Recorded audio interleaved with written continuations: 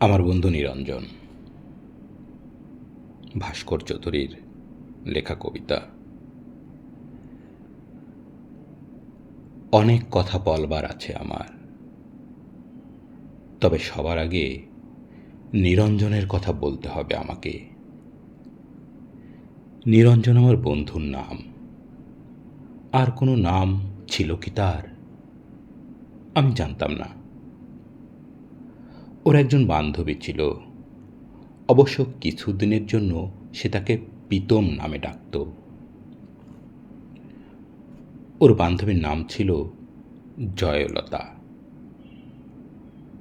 নিরঞ্জন জয়লতাকে সম্পর্কে আমাকে কিছু বলেনি তেমন। জয়লতাকে কখনো কোনো চিঠি লিখেছিল কি না সে কথাও আমাকে সে বলেনি। তবে জয়লতার চিঠি আমি দেখেছি। একটা চিঠি ছিল এরকম: প্রীতম, সময় গড়িয়ে যাচ্ছে, তুমি বলেছ এখন দুঃসময়, কিন্তু আমি জানি সব সময়ই সুসময়, যদি কেউ ব্যবহার করতে জানে তাকে। আমি বুঝি বেশি দিন নেই, যদি পারো এক্ষুনি তুলে নাও, নইলে অন্য পুরুষ ছিবলে খাবে আমাকে। আমার ঘরে বসে সিগারেট টানতে টানতে নিরঞ্জন চিঠিটা চুপ করে এগিয়ে দিয়ে বলেছিল, বিভু, চিঠিটা পড়ুন। আমি প্রথমে পড়তে চাইনি,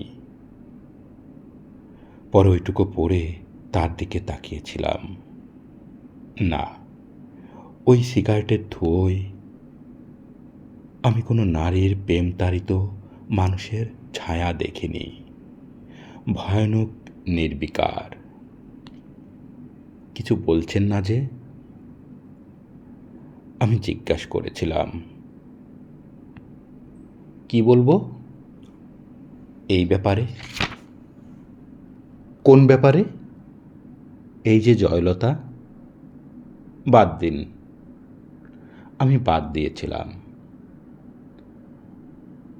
নিরঞ্জন আমার ঘরে এসে অনেকক্ষণ সিগারেট টেনে টেনে ঘরটাকে অন্ধকার করে চলে গিয়েছিল সেদিন। জয়লতার সঙ্গে অন্য পুরুষের বিয়ে হয়েছিল। আমি জয়লতা এবং অন্য পুরুষটাকে দেখেছি বহুবার বিশ্ববিদ্যালয়ে। জয়লতা আরও দেমাগী, আরও সুন্দরী হয়ে উঠেছিল। অন্য পুরুষ ছিবলে খেলে নারীরা বুঝি আরও সুন্দরী হতে থাকে। এই কথার সূত্রে সেদিন নিরঞ্জন আমাকে বলেছিল, মানুষকে এত ক্ষুদ্রার্থে নেবেন না। মানুষ এত বড় যে আপনি যদি মানুষ শব্দটা একবার উচ্চারণ করেন, যদি অন্তর থেকে করেন উচ্চারণ, যদি বোঝেন এবং উচ্চারণ করেন মানুষ, তো আপনি কাঁদবেন। আমি মানুষের পক্ষে, মানুষের সঙ্গে এবং মানুষের জন্যে। হ্যাঁ, মানুষের মুক্তির জন্য নিরঞ্জন মিছিল করত। আমি শুনেছিলাম নিরঞ্জন বলেছে, তুমি দুষ্কৃতী মারো, বাঙালি মারো, হিন্দু মুসলমান মারো, গেরিলা তামিল মারো, এভাবে যেখানে যাকেই মারো না কেন, ইতিহাস লিখবে যে এত মানুষ মরেছে, বড়ই করুণ এবং বড়ই দুঃখজনক। শক্তির সপক্ষে তুমি যারই মৃত্যু উল্লেখ করে উল্লাস করো না কেন, মনে রেখো মানুষই মরেছে।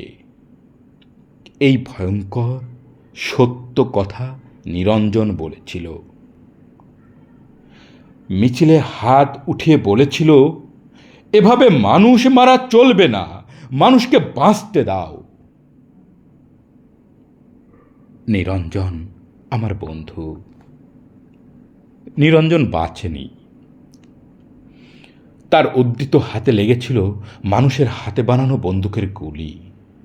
বুকেও লেগেছিল, যেখান থেকে মানুষ শব্দটি বড় পবিত্রতায় বেরিয়ে আসতো। সে লাশ আমার বন্ধু নিরঞ্জনের লাশ। আমি দেখেছি রক্তাক্ত ছিন্ন ভিন্ন লাশ। মানুষ কাঁধে করে তাকে বয়ে এনেছিল মানুষের কাছে। জয়লতা সে লাশ দেখেছিল কিনা সে প্রশ্ন উঠছে না। দেখলেও যদি কেঁদে থাকে তা প্রকাশ্যে অথবা গোপনে, তাতে নিরঞ্জনের কোনো লাভ হয়নি। মানুষ কেঁদেছিল, আমি জানি তাতে নিরঞ্জনের লাভ ছিল। নিরঞ্জন প্রমাণ করতে পেরেছিল গতকাল মিছিলে আইন অমান্যের অভিযোগে যে দুষ্কৃতী মারা গিয়েছে তার নাম নিরঞ্জন। সে আসলে মানুষ।